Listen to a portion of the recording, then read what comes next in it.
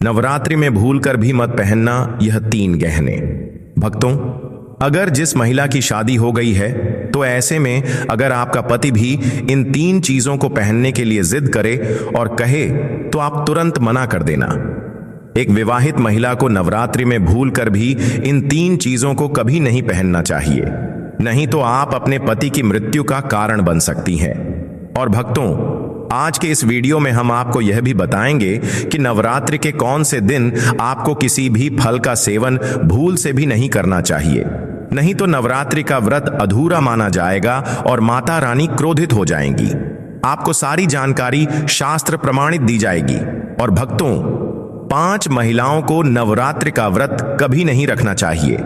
माता रानी ऐसी महिला से कभी खुश नहीं होती और घर में हमेशा दरिद्रता का माहौल बना रहता है और इसका असर पूरे परिवार पर बना रहता है।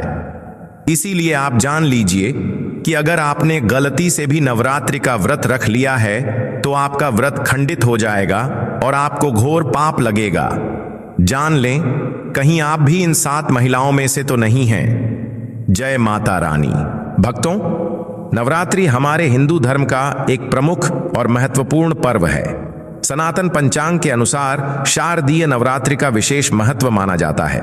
इस पर्व के दौरान माता रानी के 9 रूपों की पूजा बड़े ही श्रद्धा और उमंग के साथ की जाती है। मां शैलपुत्री, मां ब्रह्मचारिणी, मां चंद्रघंटा, मां कुष्मांडा, मां स्कंद माता, मां कात्यायनी, मां कालरात्रि, मां महागौरी और मां सिद्धिदात्री। इन 9 स्वरूपों की आराधना करके भक्त अपनी सभी मनोकामनाएं पूर्ण करते हैं। शास्त्रों में माना गया है कि इन 9 दिनों में मां दुर्गा की सभी शक्तियां जागृत हो जाती हैं और भक्त अगर संपूर्ण विधि विधान से पूजा करता है तो उसकी हर इच्छा पूरी होती है। इस बार नवरात्रि पूरे 9 दिनों तक मनाई जाएगी, ना तो एक दिन कम होगा और ना ही एक दिन ज्यादा। पूरे 9 दिन मां भगवती की पूजा अर्चना होगी। शारदीय नवरात्रि का महापर्व इस वर्ष 2025 में सोमवार 22 सितंबर से शुरू होकर शुक्रवार 2 अक्टूबर तक चलेगा और विजयदशमी के दिन इसका समापन होगा। मां दुर्गा की कृपा पाने के लिए कलश स्थापना का विशेष महत्व होता है। इस बार कलश स्थापना का शुभ मुहूर्त 22 सितंबर को सुबह 6:09 से लेकर सुबह 8:06 तक का है। इस समय के बीच कोई भी भक्त कलश स्थापना कर सकता है और मां दुर्गा की आराधना कर सकता है। इसके अलावा अभिजीत मुहूर्त भी बहुत शुभ माना गया है, जो सुबह 11:49 से लेकर दोपहर 12:38 तक रहेगा। इन दोनों ही समयों में यदि कलश स्थापना की जाए तो यह बहुत ही शुभ और मंगलकारी माना जाता है। भक्तों, जो भी भक्त नवरात्रि में मां दुर्गा की पूजा शुभ मुहूर्त में करता है, उसकी पूजा कई गुना फल देती है। उसे न केवल माता रानी की कृपा प्राप्त होती है, बल्कि अन्य सभी देवी देवताओं की भी आशीर्वाद प्राप्त होता है। इस वर्ष की नवरात्रि बहुत ही विशेष मानी जा रही है। कहा गया है कि इस बार घर में सुख, शांति, समृद्धि, धन और ऐश्वर्य आएगा और दरिद्रता का अंत होगा। जब माता रानी का आशीर्वाद घर में होता है तो वहां किसी प्रकार की नकारात्मक ऊर्जा नहीं टिकती और वातावरण शुद्ध और पवित्र हो जाता है। दोस्तों, अब हम जानते हैं कि शारदीय नवरात्रि क्यों मनाई जाती है। पौराणिक कथा के अनुसार एक बार महिषासुर नामक राक्षस को भगवान ब्रह्मा से वरदान प्राप्त हुआ था कि उसे कोई देवता या राक्षस मार नहीं सकता। इस वरदान के कारण महिषासुर ने तीनों लोकों में उत्पात मचाना शुरू कर दिया। पृथ्वी हो या स्वर्ग, हर जगह उसने सभी को सताना शुरू कर दिया। इससे परेशान होकर सभी देवता भगवान विष्णु, भगवान शिव और ब्रह्मा जी के पास पहुंचे। तब तीनों देवताओं ने अपनी शक्तियों को मिलाकर आदि शक्ति का आह्वान किया। उनके तेज और क्रोध से एक दिव्य ज्योति प्रकट हुई जो एक स्त्री का रूप धारण कर ली। यही शक्ति मां दुर्गा के रूप में प्रकट हुई। सभी देवताओं ने उन्हें अपने अस्त्र शस्त्र दिए और महिषासुर से युद्ध करने भेजा। मां दुर्गा ने महिषासुर को चुनौती दी और लगातार 9 दिन तक भीषण युद्ध किया। अंततः 10वें दिन उन्होंने महिषासुर का वध कर दिया। इसी कारण 10वें दिन को विजयदशमी के रूप में और उससे पहले के 9 दिनों को नवरात्रि के रूप में मनाया जाता है। कहा जाता है कि इन 9 दिनों में देवी ने अलग अलग रूप धारण करके राक्षसों का संहार किया था। इसलिए भक्त पूरे 9 दिनों तक मां के 9 स्वरूपों की पूजा करते हैं। शास्त्रों में लिखा गया है कि शारदीय नवरात्रि के 9 दिनों तक व्रत और उपवास करने वाला व्यक्ति मानसिक और शारीरिक रूप से मजबूत होता है। उसके भीतर आध्यात्मिक शक्ति बढ़ जाती है। वह क्रोध, लोभ, मोह, अहंकार और ईर्ष्या जैसी बुरी भावनाओं से मुक्त हो जाता है। उसका मन और शरीर शुद्ध हो जाता है और उसकी बुद्धि तीव्र हो जाती है। भक्तों, नवरात्रि में क्या खाना चाहिए और क्या नहीं खाना चाहिए, कौन सा फल शुभ माना गया है और कौन सा फल अशुभ माना गया है, यह सब जानना बहुत जरूरी है। आज हम आपको विस्तार से इसकी जानकारी देंगे, लेकिन आगे बढ़ने से पहले कमेंट बॉक्स में अपनी राशि जरूर लिखें। यदि आपकी राशि के अनुसार कोई उपाय होगा तो हम आपको रिप्लाई में जरूर बताएंगे। अगर आपको अपनी राशि नहीं पता तो आप अपना नाम लिख सकते हैं। नाम से भी राशि का पता लगाया जा सकता है। राशि के अनुसार किए गए उपाय बहुत ही शुभ माने जाते हैं और माता रानी भी ऐसे भक्त से प्रसन्न हो जाती हैं। दोस्तों, कमेंट में लिखें जय माता रानी। जो भी भक्त माता वैष्णो को दिल से याद करता है, मां उसकी मनोकामना जरूर पूरी करती है। एक लाइक जरूर करें, क्योंकि वैष्णो माता के लिए एक लाइक तो बनता है। भक्तों, शास्त्रों में कहा गया है कि व्रत चाहे किसी भी प्रकार का हो, उसके नियमों का पालन करना अत्यंत आवश्यक होता है। यदि व्रत को अधूरी श्रद्धा से या नियमों को तोड़कर किया जाए तो उसका फल नहीं मिलता। कहा गया है कि मनोकामना पूर्ण करने के लिए थोड़ी तपस्या और संघर्ष आवश्यक है। इसलिए व्रत को पूर्ण विधि और श्रद्धा के साथ करना चाहिए, तभी आपको संपूर्ण फल और माता रानी का आशीर्वाद प्राप्त होगा। जो भक्त सच्चे मन से व्रत करता है, उसे दीर्घायु और उत्तम जीवन का वरदान प्राप्त होता है। उसकी सभी मनोकामनाएं पूर्ण होती हैं और मृत्यु के बाद वह स्वर्ग लोक में जाकर माता रानी की सेवा करता है। शास्त्र कहते हैं कि यदि आपके मन में ईश्वर के प्रति सच्ची श्रद्धा है तो बिना पूजा पाठ किए भी आपको फल मिल जाता है। और यदि मन में शंका हो तो चाहे कितनी भी पूजा कर लें, सुख प्राप्त नहीं होता और इंसान जीवन भर दुखी रहता है। भगवान श्री कृष्ण ने भी गीता में कहा है कि जो मनुष्य सच्चे दिल से भगवान को पुकारता है, उसका नाता उसी शक्ति से जुड़ जाता है। इसलिए दोस्तों, भगवान को हमेशा सच्चे दिल से पुकारो, तभी आपकी हर इच्छा पूरी होगी। भक्तों, कई लोग ऐसे होते हैं जो घंटों पूजा करते हैं और आंसू बहाते हैं, लेकिन उनकी प्रार्थना पूरी नहीं होती। इसका कारण यही है कि वे सच्चे दिल से ईश्वर को पुकारते ही नहीं। जब पुकार ही सच्ची न हो तो भगवान कैसे सुनेंगे? यही कारण है कि पूजा में आडंबर नहीं, बल्कि सच्ची श्रद्धा और विश्वास होना चाहिए। अब दोस्तों, आगे हम विस्तार से जानेंगे कि नवरात्रि के दौरान किन चीजों का सेवन वर्जित है और कौन से फल खाने से व्रत पूर्ण और सफल होता है। दोस्तों, हमारे चैनल आर टीवी भक्ति को सब्सक्राइब जरूर करें और इस बेल आइकन को दबाना ना भूलें। तो आइए शुरू करते हैं।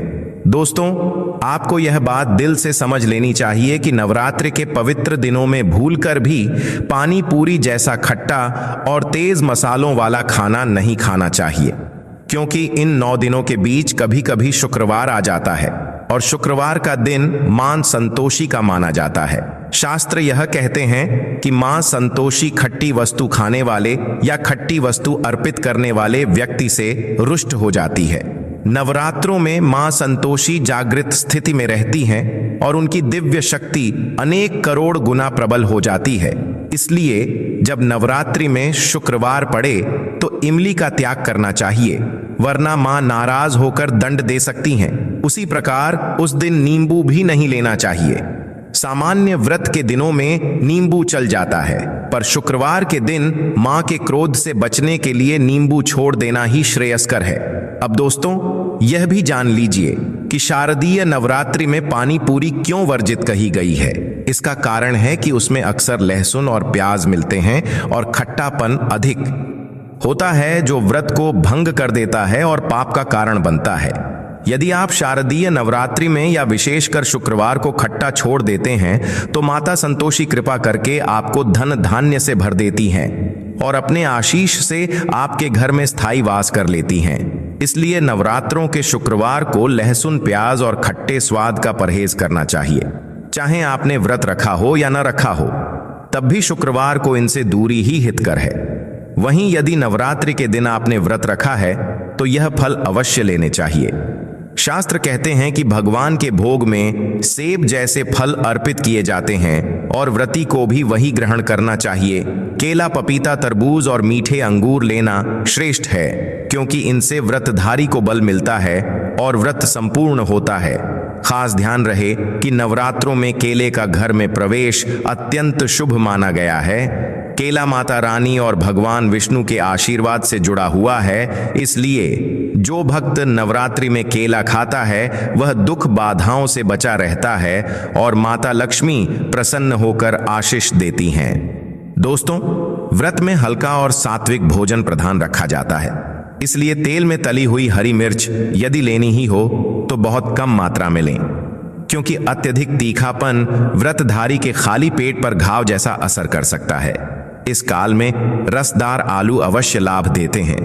आलू का सादा पानी भी शरीर को ऊर्जा देता है, इसलिए रसीले आलू लेना उत्तम है। नवरात्रों में भिंडी की सब्जी भी उपयोगी है, क्योंकि भिंडी में ऐसे पोषक तत्व होते हैं जो हड्डियों को मजबूती देते हैं। बैंगन की सब्जी सामान्यतः ली जा सकती है, पर यदि नवरात्रों के दौरान सोमवार आए तो उस दिन बैंगन का सेवन न करें, क्योंकि उसे पापदायी माना गया है। सब्जी में हरा धनिया जरूर मिलाएं, क्योंकि हरा धनिया पोषण देता है और रक्त में शुगर के स्तर को संतुलित रखने में सहायक माना गया है। तेल के विषय में याद रखें कि व्रत के दौरान रिफाइंड तेल और सरसों का तेल न लें। इसकी जगह मूंगफली का तेल, देसी घी या गोले का तेल लेना उत्तम माना गया है। इसी प्रकार डिब्बा बंद लस्सी और डिब्बा बंद जूस से दूर रहें, क्योंकि उनमें विभिन्न रसायन मिल सकते हैं जिससे व्रत अपवित्र हो जाता है। फल का जूस पीना हो तो सादा, बिना नमक और बिना बर्फ के ही लें, ताकि व्रत सफल रहे। नवरात्रि में सिंघाड़े का आटा और कुत्तू का आटा लेते समय यह अवश्य देख लें कि आटा पुराना न हो, क्योंकि पुराने आटे में छोटे कीड़े पड़ जाते हैं जो दिखाई नहीं देते और भोजन में मिलकर मुंह तक पहुंच सकते हैं। ऐसा भोजन शास्त्र में कीट भक्षण के समान बताया गया है और इससे व्रत टूट जाता है। शाम के समय दही, आलू साबूदाने की टिक्की, साबूदाने की खिचड़ी, आलू के चिप्स या आलू के पापड़ जैसी व्रत की वस्तुएं ली जा सकती हैं। साथ ही दूध और चाय भी शरीर को बल देते हैं, इसलिए सीमित मात्रा में लिया जा सकता है। अब यह भी समझ लें कि माता रानी को कुछ वस्तुएं कभी अर्पित नहीं करनी चाहिए, क्योंकि उनसे मां क्रोधित हो जाती हैं। यदि चैत्र नवरात्रि की रात कोई शुभ संकेत दिख जाए तो समझ लें कि माता प्रसन्न है। धर्मशास्त्र बताते हैं कि शारदीय नवरात्रि अत्यंत शुभ और दुर्लभ महापर्व है, जो धन, संपदा, वैभव, यश और कीर्ति प्रदान करता है। माता रानी अपने भक्तों के कष्ट हर लेती हैं और घर में धन वर्षा कर देती हैं। इसलिए सच्चे मन से कमेंट बॉक्स में मांग को याद करें, लिखें माता रानी की जय और माता के लिए एक लाइक अवश्य करें और हमारे चैनल को सब्सक्राइब करें। तो चलिए, RTV भक्ति आपके लिए शास्त्राधार पर यह ज्ञान आरंभ करता है। सबसे पहले अपनी राशि कमेंट में लिखें, ताकि यदि आपकी राशि के अनुसार कोई उपाय होगा तो हम उत्तर में बता सकें। अब प्रारंभ में यह जान लेते हैं कि माता रानी को क्या न चढ़ाएं जिससे मां नाराज न हो। एक बार हमसे भूल हुई थी कि हमने वह वस्तु चढ़ा दी और हमें मां के क्रोध का अनुभव करना पड़ा। इसीलिए शारदीय नवरात्रि में ऐसी गलती न करें। माता को प्रसन्न करना सरल नहीं, पर जो भक्त उन्हें प्रसन्न कर लेता है वह अचल संपत्ति का अधिकारी बन जाता है। उस पर माता लक्ष्मी की कृपा तीव्रता से बरसती है, जो परिवार पीढ़ियों से गरीबी झेल रहा होता है। यदि शारदीय नवरात्रि में माता प्रसन्न हो जाएं, तो 7 जन्म तक की दरिद्रता मिट जाती है और घर धन, वैभव, यश, कीर्ति, सौभाग्य से भर जाता है। रोग और कष्ट केवल माता के पूजन से शांति पाते हैं। जो भक्त विशेष रूप से शारदीय नवरात्रि में मां को प्रसन्न कर लेता है, वह थोड़े ही समय में समृद्ध हो जाता है। और राजा समान सुख भोगता है। मां लक्ष्मी उसी घर में निवास करती हैं जहां सच्चे हृदय से भक्ति होती है। ध्यान रहे, वर्ष भर की पूजा में 3 ऐसी वस्तुएं हैं जो कभी ना चढ़ाएं, वरना विनाश का कारण बन सकती हैं। हमने भी एक बार वही भूल की थी, तो माता ने कुछ समय के लिए हमें त्याग दिया था। बाद में भारी श्रद्धा और सतत पूजा से हमने मां को मनाया और आज हम समृद्ध हैं। माता लक्ष्मी का स्थायी वास हमारे घर में है। मां स्नेहमयी और चंचल हैं, पर भक्त को निराश नहीं करती। तो आइए धर्म ग्रंथों और शास्त्र के आधार पर यह पावन जानकारी आरंभ करते हैं। भक्तों, शारदीय नवरात्रि का समय अत्यंत पवित्र और महत्वपूर्ण माना जाता है। इस अवधि में राहु और केतु अपनी चरम स्थिति में होते हैं। शास्त्रों में कहा गया है कि जो लोग इस समय कर्ज लेते या देते हैं, उनके जीवन में राहु केतु का प्रभाव गहरा पड़ता है। इसका परिणाम यह होता है कि धीरे धीरे घर में दरिद्रता का वास हो जाता है, धन का नाश होने लगता है और माता लक्ष्मी तथा माता दुर्गा ऐसी जगह से रुष्ट होकर चली जाती हैं। ऐसे समय यदि आपके पास अधिक धन न हो तो भी चिंता की बात नहीं है। माता रानी को मात्र मिश्री का एक छोटा टुकड़ा अर्पित कर पूजा करें। माता उतनी ही प्रसन्न होंगी और आपके जीवन में धन, वैभव, यश और कीर्ति का संचार होगा। लेकिन यदि धन छल कपट से कमाया गया हो और उसी से पूजा की जाए तो माता प्रसन्न नहीं होती, उल्टा वे क्रोधित हो जाती हैं। इसलिए सच्चे और पवित्र मार्ग से ही पूजा करनी चाहिए। हमने भी एक बार यह गलती की थी और उसका परिणाम भुगता। इसीलिए आपसे प्रार्थना है कि ऐसी भूल न करें।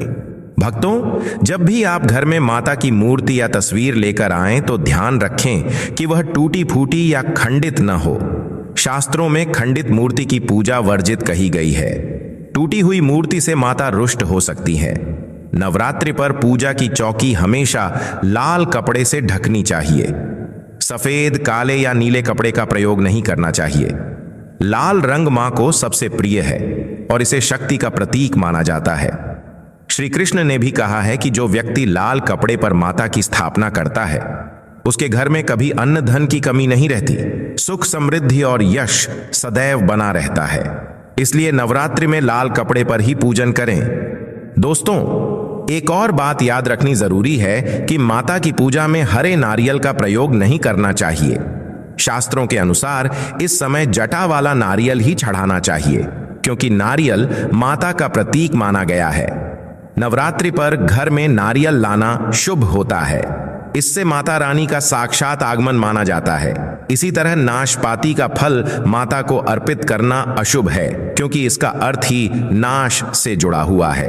शास्त्र कहते हैं कि इससे पाप लगता है। चावल का भी बहुत महत्व है। माता रानी को पूरे और साफ चावल अर्पित करें। टूटे या अधूरे चावल नहीं चढ़ाने चाहिए। नवरात्रि के दिनों में अपने घर का चावल किसी को नहीं देना चाहिए, क्योंकि यह माता लक्ष्मी का प्रतीक है। यदि आपने घर से चावल बाहर दे दिए तो यह माना जाता है कि लक्ष्मी घर छोड़ देती हैं। भक्तों, तुलसी का पौधा भी नवरात्रि की पूजा में अर्पित नहीं करना चाहिए। शास्त्रों में यह स्पष्ट बताया गया है कि शारदीय नवरात्रि में मां दुर्गा, मां लक्ष्मी और 9 देवियों की पूजा होती है। इस समय तुलसी का अर्पण अशुभ माना जाता है। इसके बजाय मां को अक्षत, नारियल और अन्य पवित्र वस्तुएं अर्पित करनी चाहिए। अब बात करते हैं उस नियम की जो नवरात्रि में बहुत ही महत्वपूर्ण है। घर के मुख्य द्वार पर दोनों ओर हल्दी या कुमकुम से स्वास्तिक का चिन्ह अवश्य बनाएं। यह चिन्ह शुभ संकेत देता है कि आप माता भगवती और माता लक्ष्मी का स्वागत कर रहे हैं। स्वास्तिक बनाने के बाद उसकी पूजा भी कीजिए। धूप, दीप, अक्षत और जल से पूजन करने पर यह स्वास्तिक माता का रूप मान लिया जाता है। ऐसा करने से माता लक्ष्मी का स्थायी वास घर में होता है और घर पर सदैव सकारात्मक ऊर्जा बनी रहती है। भक्तों, नवरात्रि के प्रथम दिन स्नान आदि करने के बाद पूरे घर में गंगा जल का छिड़काव करना अत्यंत आवश्यक है। यदि गंगा जल न हो तो शुद्ध जल को माता के पास रखकर मंत्र जाप करके अभिमंत्रित कर लीजिए। उस जल को पूरे घर में हर कोने में मुख्य द्वार से लेकर आंगन तक छिड़क दें। ऐसा करने से घर में नकारात्मक ऊर्जा समाप्त हो जाती है और सकारात्मक ऊर्जा का प्रवाह बढ़ जाता है। यही सकारात्मकता पूजा, अनुष्ठान और मंत्र जाप को सफल बनाती है। शास्त्रों में कहा गया है कि यदि नवरात्रि के पहले दिन इन नियमों का पालन कर लिया जाए तो पूरे 9 दिन पूजा में किसी प्रकार की बाधा नहीं आती। अब भक्तों, यह भी जान लीजिए कि कुछ महिलाएं ऐसी होती हैं जिन्हें नवरात्रि का व्रत नहीं रखना चाहिए। खासकर शादीशुदा महिलाएं यदि कुछ विशेष चीजें पहन लेती हैं तो वह अपने पति के जीवन पर संकट ला सकती हैं। शास्त्रों में कहा गया है कि यदि पति पत्नी को उन 3 विशेष वस्तुओं को पहनने के लिए कहे तो पत्नी को तुरंत मना कर देना चाहिए। विवाहिता स्त्रियों को भूलकर भी वे 3 चीजें धारण नहीं करनी चाहिए। यदि ऐसा किया तो पति की आयु कम हो सकती है और मृत्यु तक का कारण बन सकती है। आज हम आपको साफ साफ 8 से 10 ऐसे बिंदु बताएंगे जो हर पति पत्नी को अवश्य जानने चाहिए। विवाह के बाद पति पत्नी 7 जन्मों तक के लिए एक दूसरे के हो जाते हैं। पति पत्नी का संबंध केवल शरीर तक सीमित नहीं होता, बल्कि यह आत्मा का संबंध माना जाता है। विवाह के बाद पत्नी जब पति के घर आती है तो 16 श्रृंगार का विशेष महत्व होता है। मांग का सिंदूर, माथे की बिंदी, हाथों की चूड़ियां, पैरों की पायल और बिछिया, इन सब का महत्व है।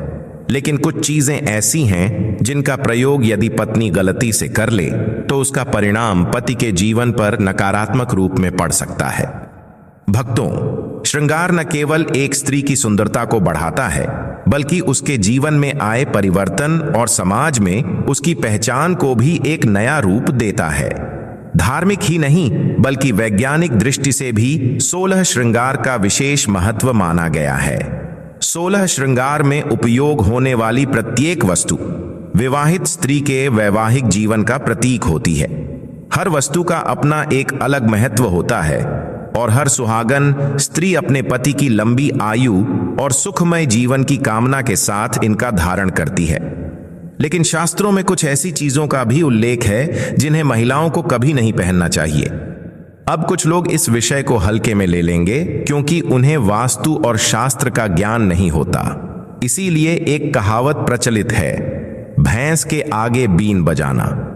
मतलब जो लोग वास्तु और धर्मशास्त्र की गहराई को नहीं जानते वे इन बातों पर विश्वास नहीं करते।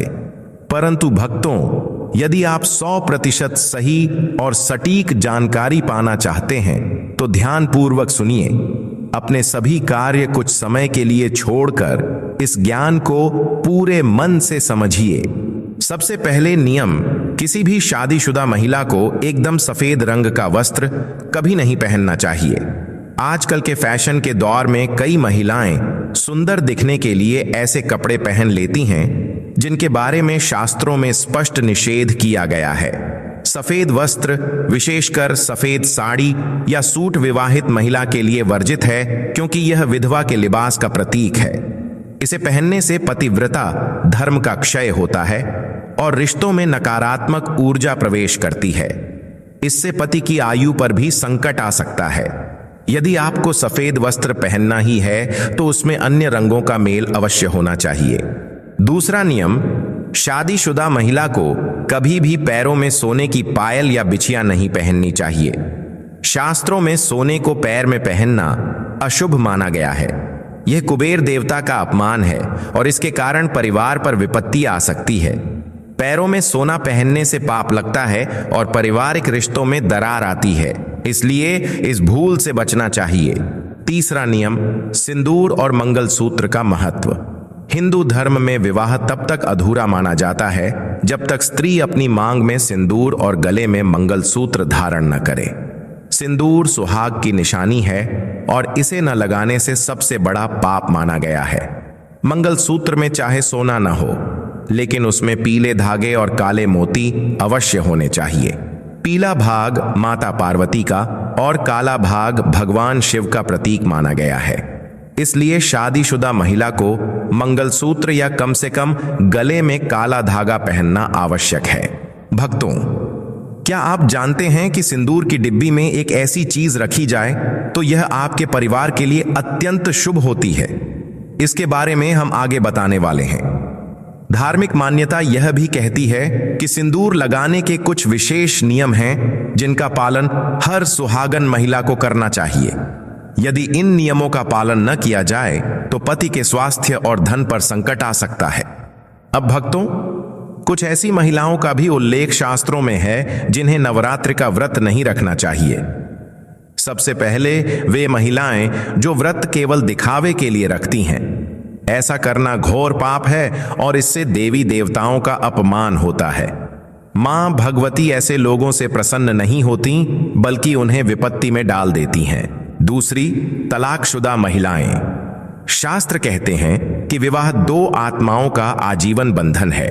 टूटे हुए रिश्तों में मां दुर्गा का आशीर्वाद नहीं मिलता। इसीलिए यदि पति पत्नी अलग हो गए हों तो उन्हें नवरात्रि का व्रत नहीं करना चाहिए। माता रानी तब अधिक प्रसन्न होती हैं जब पति पत्नी मिलकर साथ में व्रत रखते हैं। तीसरी, चरित्रहीन महिलाएं और पुरुष। जो लोग पवित्रता को त्याग चुके हों, ऐसे व्यक्तियों का व्रत कभी सफल नहीं होता। उनकी पूजा मां स्वीकार नहीं करती। चौथा, गाली देने और झगड़ा करने वाले लोग।